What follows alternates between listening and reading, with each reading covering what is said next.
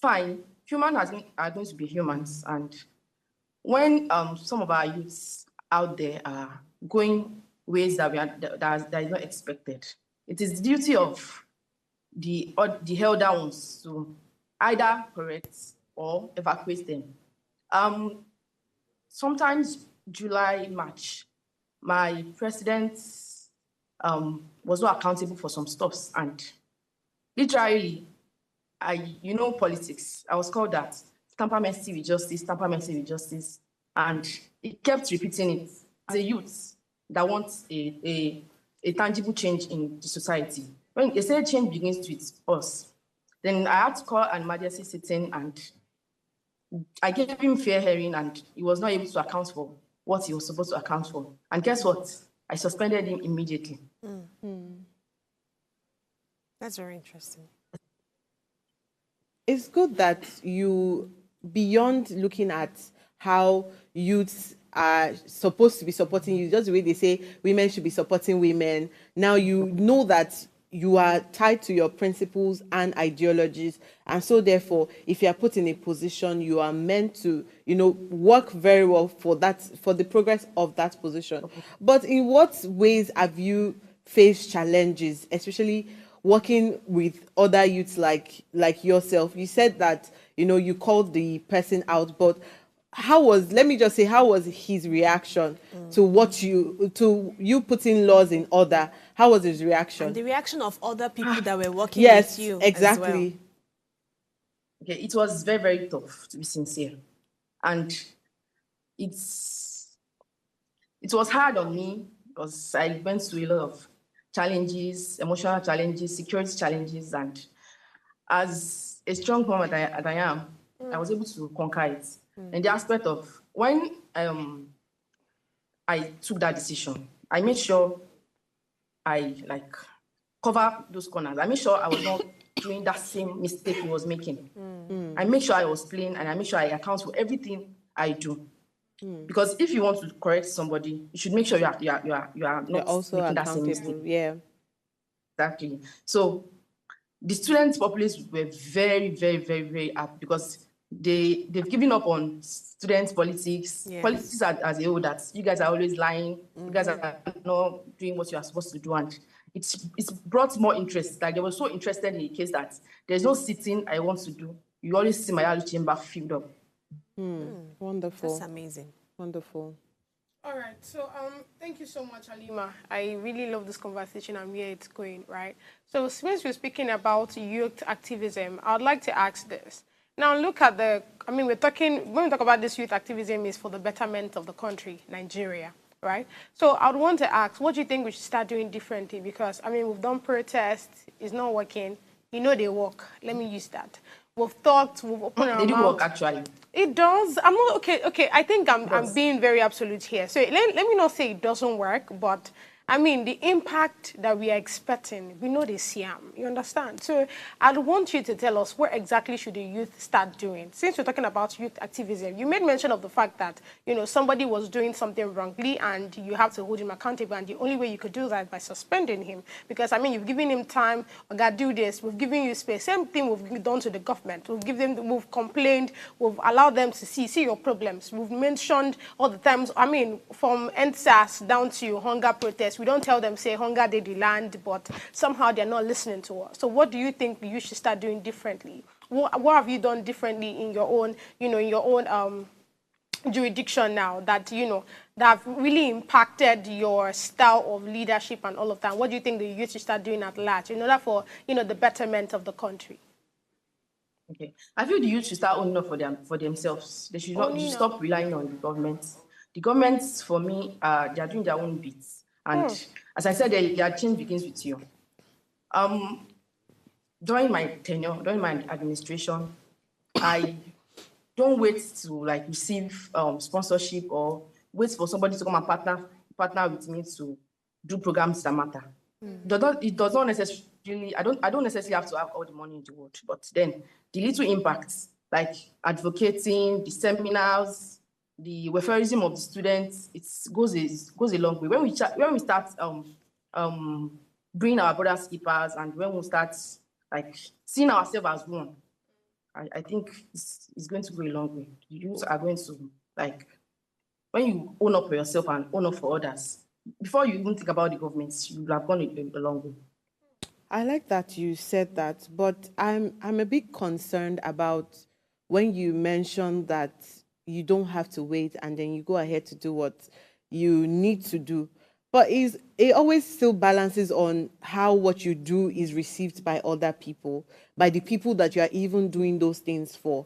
So let's assume that you are advocating for, let's say, more women in the parliamentary council, and then people are now reacting to it in a way, not just, I'm not basing this on a particular gender, but let's say that you're advocating for more women, and then men and women, young men and women, are still telling you that you're not doing it right, we don't accept it, even when you know that maybe having women in that space would advocate or would sort of highlight other issues that are surrounded in the institution or the university.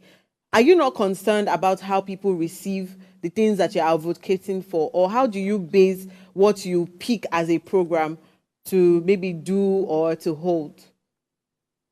Okay. For me, I work with my team, and when there is an idea, I share with them, and we go for we consolidate, we like go, we ask elderly ones. Sometimes we go to our lecturers, or sometimes we go to members representing our constituency. This is what I have. I don't know how to go about it. This is, I don't know, share your thoughts. And when you see that you've met with, let's say, 30 out of 100%, then you now break it down. Okay, this is going to, you, like, when you see that the advantages is more than the disadvantages. So sometimes you have to, like, enact laws. There's this thing called veto power in the parliament. When you see that this particular issue is going to, like, benefit them more, because there's nothing you would do.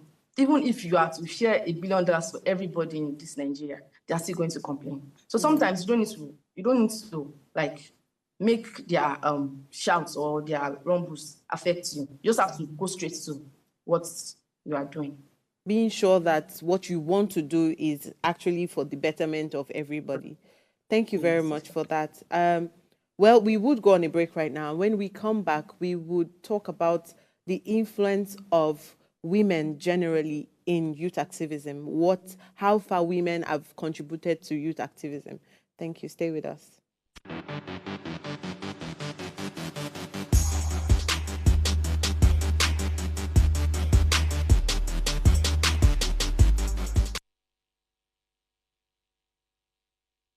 Life is made up of moments, some that lift us, others that break us.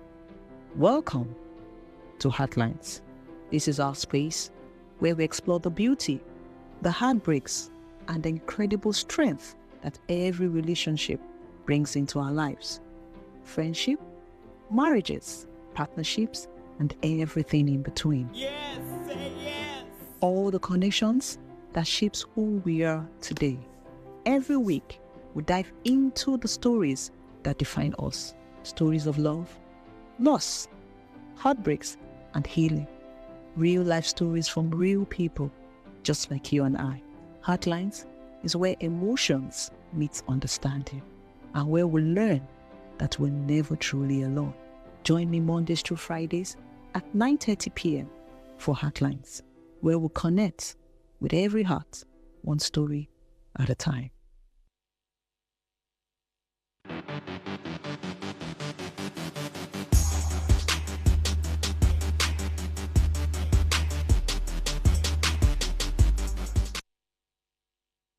Welcome back to the show. We still have Right Honorable Haleemah Hassan here with us. So she's going to be explaining her journey from start to finish, from campaign to elections, now to winning the position, and what her impact has been so far. Haleemah, are you still here with us? Yes, I am. Yes, did you hear me? I would like you to talk about how you went from campaigning to getting elected. up to the point where you started implementing, I think you mentioned the convener and the studying order. I mean, tell me something about that.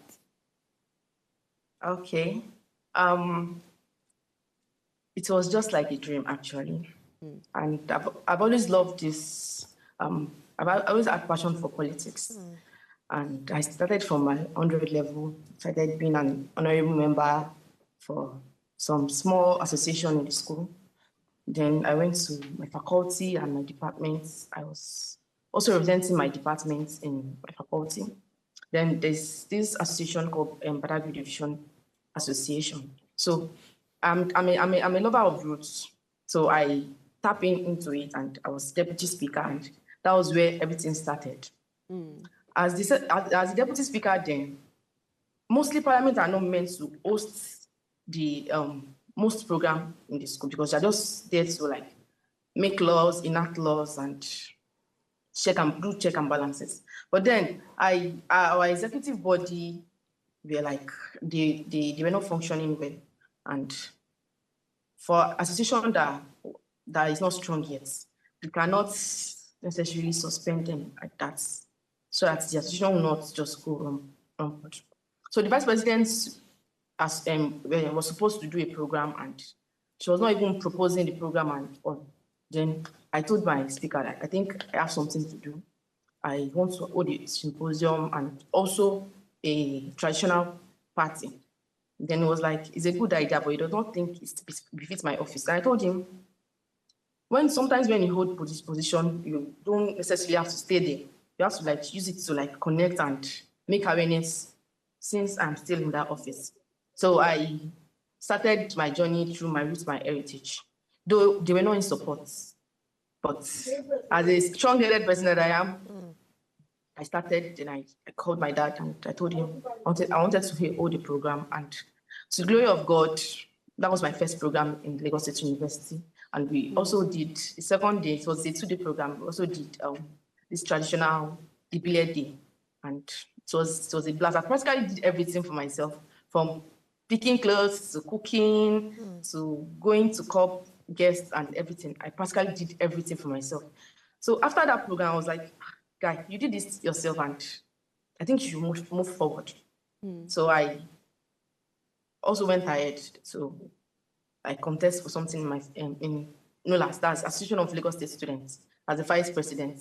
That okay, what I was able to do as the deputy speaker in NABAS, in Badagry Division, I should just come to NOLAS, that's the one that encompasses all the division in Lagos State. Yeah. So like do that main program, and to the glory of God, I lost the election. The glory of God. I lost the election, and that year, that was my 200 level to 300 level. So it was a very tough one, because I also went for honorable in my faculty again, and I was disqualified. And I was like, maybe I should not do this politics again and face my studies. So I just said I was not going to do anything. I was not going to partake in any committee. I just want to focus on my book. And that level was the level I had the most weirdest result ever. So when I got to 400 level, 300 level, I was like, I did not do politics. I did not do well. When I did politics, I was still doing well. I think I'll just have to go back to this politics of it. So I went back. I took a bold step to go for Lasusu Honorable, and so the Lasusu Honorable, to go for a Lasusu Honorable is a very competitive one. It's a very, very competitive one at that, and they had to choose one person for my department. It was war, because it got to a point I was like, oh, let me just give up. I don't think I can do this anymore. You meet all the leaders, and someone will tell you, you cannot do it. What can you say? So I had one person then. So like he was like an elder brother, and I told him that I think I want to go for this. And he said I should. I told my parents, and they're like, you are good to go. That any result that comes out of it, at least you tried. So I went, I obtained the form. Then I have one opponent for my department, and they had to choose one person for my department. Then it was a guy, and they were like, "Want to step down for this boy? You are a woman. You expect him to step down for you?" And hearing that you are a woman I just packed it and I was like, I'm not going to step down. I would rather go for the screening and let them Lose out, disqualify me. yeah. So I went and I was just putting the little effort that I could, and I never knew that people have been watching me from 100 level to 200 level to 300 level. There was one person that called because the way our Lagos politics and Nigerian politics is, we also have structures in our school. I was not part of any structure. I was just me. Because I was like, well, I'm not here to do I'm here to like just do my bit and leave. So the person called one a leader of his structure on my behalf, and I did not know till I even ended that last honorable. And while they were about to release the screening, part of the IEC, he had the interest of the other person at heart. And when he saw that I was one that was supposed to be chosen, he changed the results. And he called me that night that, you changed your name, blah, blah, blah, blah. I was like, and I was actually with my dad, and I was like, just pray. Anything that God do, God, it's his own. Then I just saw that they did not release that results that night. And that results, that scene alone made me popular because they were like, you are very powerful. They're fighting for him. I was like, who is fighting for me? Who did I know? I don't know anybody. And when they released the results, I saw my name and I was the champion in the school. Like, how do you do it? They have influenced outside politicians. They have influenced. I don't know anybody. That was how my journey started as the parliament, classes parliament. And I'm a very shy person.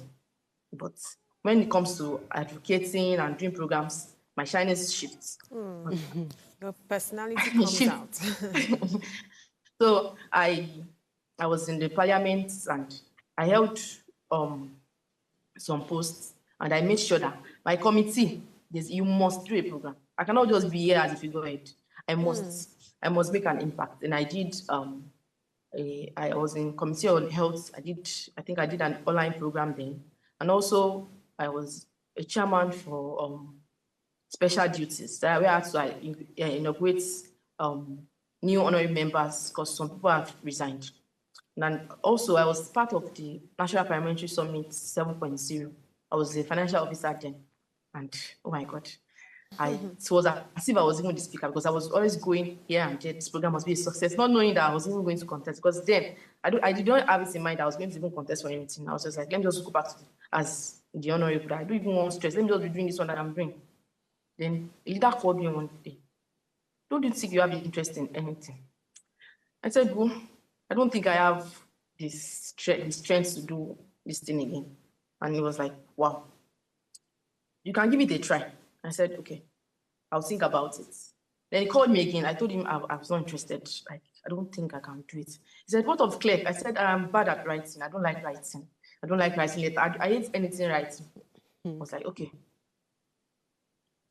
People have come to meet me that, please, I want to go for speaker. Please vote for me. I've even given some of them my words. Just one day I was sleeping and thing just came to me. Why are you scared? You're practically scared. I was like, I'm a shy person. I don't think I can speak in that alone chamber. Something just struck me. I just called my dad that, do you think I can do this? He said, give it a try. Then I went back to Mr. Leader that called me.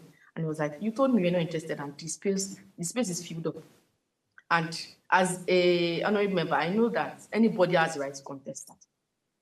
Then I was like, since my leader said I should not contest, I have to coconut it. This thing said I should contest and I'm going to contest. So that was how I started.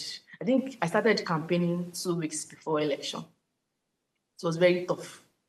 Very, very tough because I had to meet thousands, hundreds of leaders because past leaders, honorable members that I don't even know that they are going to qualify because you have to like meet honorable members. Honorable members are going to vote the speaker in. So each faculty has representatives, but those representatives don't know the one that are going to qualify. So you have to talk to everybody.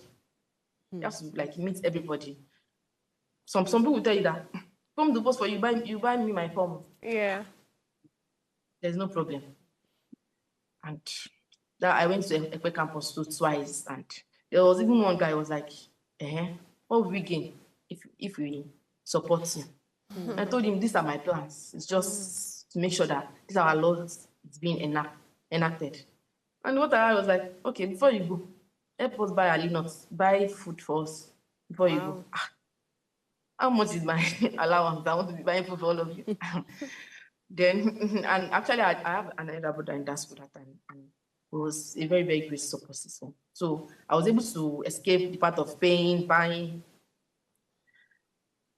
2 days to election.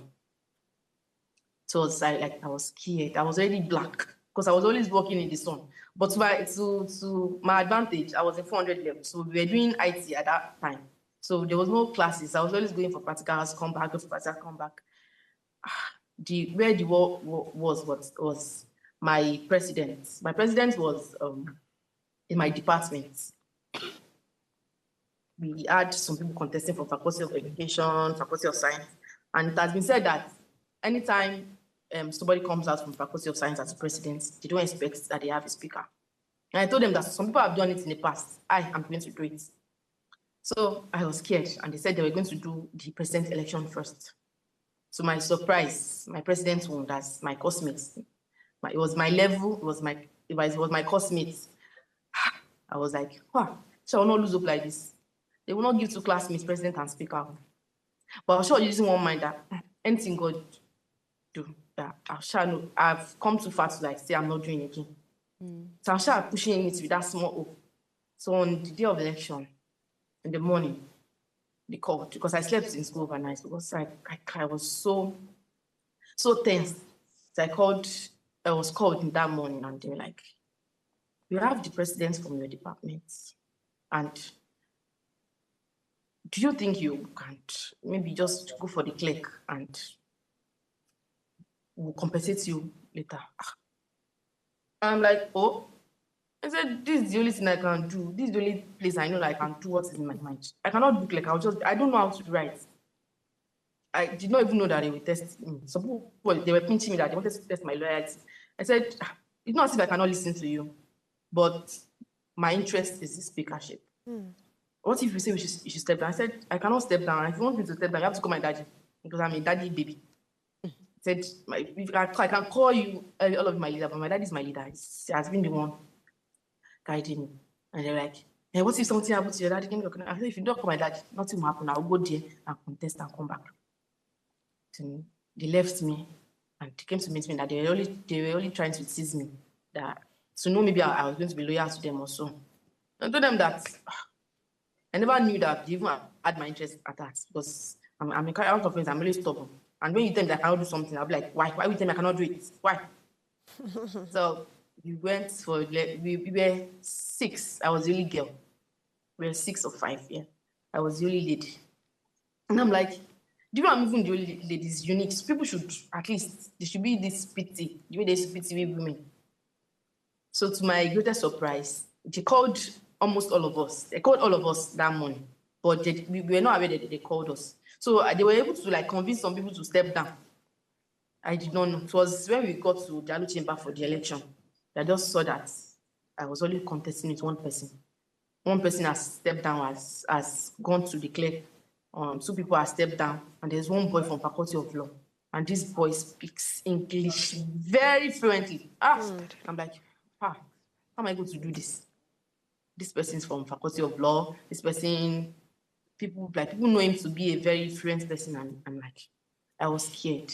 Even when those people that said that have called me that they will be bringing their people to vote for me, I'm still not. I'm like, this boy studying English. How am I going to go about it? Then we went to the battleground. I did my manifesto. I did my beats, and I was praying because I was practically shaking. To my greatest surprise, those people that said I should buy food for them at that time, they're the one that voted for my opponent. And glory be to God, I think I won 66 to 16, I think.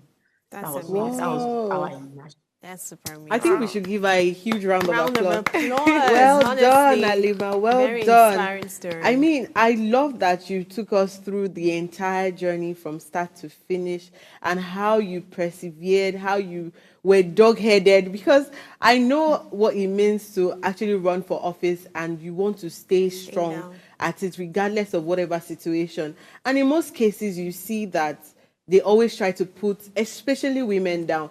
I remember that in 2019, out of all the political parties that contested for House of Assembly elections, I was the only female that got to the polling unit, or that got to be a candidate. Most of the time we have aspirants. So it's a big congratulations to you, and thank you for sticking through and being accountable for not just yourself, but to the community that voted you in. 66 people to 16 is a huge mark. number. And forget about English.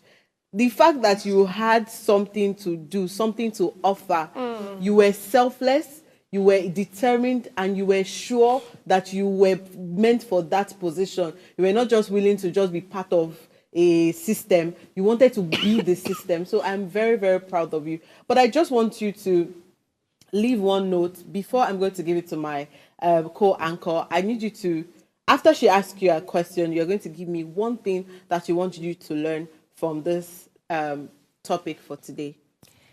Hi, Honorable Haleemah. So I'm not going to ask a question, but just to really commend you and to state my own observation from everything you've said, which I believe that younger people can learn from. So this political space is a very dicey one to dive into. And as people that want to be much more involved and be included in this process, there is the need to have that innate intrinsic drive. So, I mean, if somebody is going for politics and what is driving you is not very tangible, you can, fall by the wayside. So hearing your story, I was just saying that, this lady right here has some really strong intrinsic drive that is in her.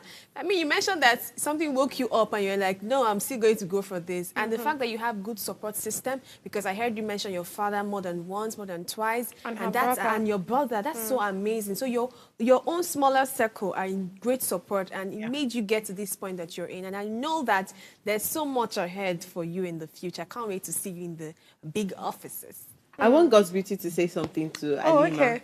To be honest, I mean, when she was telling her story, I feel like this is actually like the political scene, Nigeria political system. Like, that's how it works. That's how it plays. Do you get what I'm saying? You're seeing somebody, I mean, leave this girl, let her do what she wants to do. Which one you're coming to come and tell her, auntie, she go settle for, like, bro, do you understand? And I feel like wisdom with the way she handles yes, it does what, like, that's what play out. Even the whole godfatherism, whatever, that's what happens, because, there's not this, if you run for office, go get that more. So better just stick to this one now. And I like the fact that there was this resilient spirit, just like you said, because, I mean, she understood that, okay, no, this is what I'm going for. So it's either I get it or I don't get it. So don't come and start telling me what to sit for and what not to. And I feel like that's something youth need to start taking. Those people that went to protest, you already know what's going on in the country. You are with another banner, you are saying another thing with your mouth. So it just shows that many people don't really know. I understand that there's hunger in the land and all of that, but trust me when I say that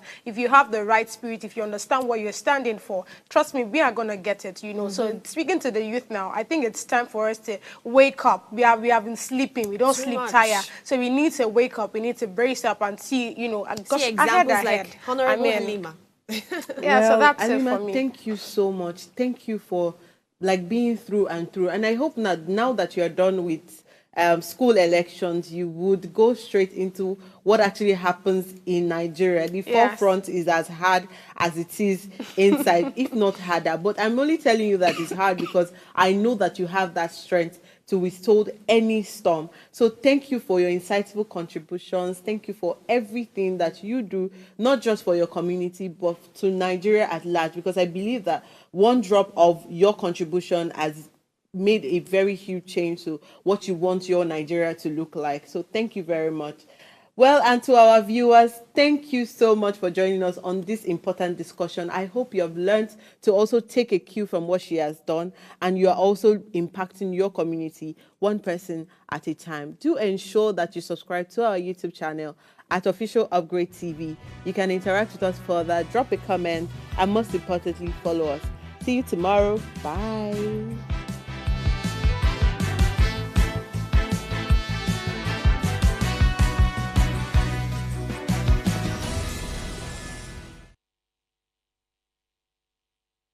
Hello, you. Yes, you. This is Osayome Sale from Ways Primetime. Now, we appreciate your continued support for watching our content, following us across all our social media. But we've noticed, for those of you watching us on YouTube, 88.5% of you who watch our content aren't subscribed to our channel. Why? Now, if you are enjoying our content, you enjoy our shows, and you want to stay updated on all things Ways, it's time to hit that subscribe button below. Now, subscribing isn't just for you. It's for the growth of our channel. It helps us get bigger and better.